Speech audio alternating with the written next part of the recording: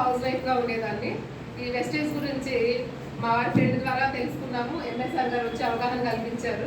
అయినప్పటికీ ప్రొడక్ట్స్ అయితే వాడుకున్నాము. ఇంట్లో ఉన్న హెల్త్ ప్రాబ్లమ్స్కి, మోకాళ్ళ నొప్పులు కానీ, పెరాలసిస్ కానీ, మా అక్కది డేట్ ప్రాబ్లమ్ కానీ ఇలా వాడుకున్నాము.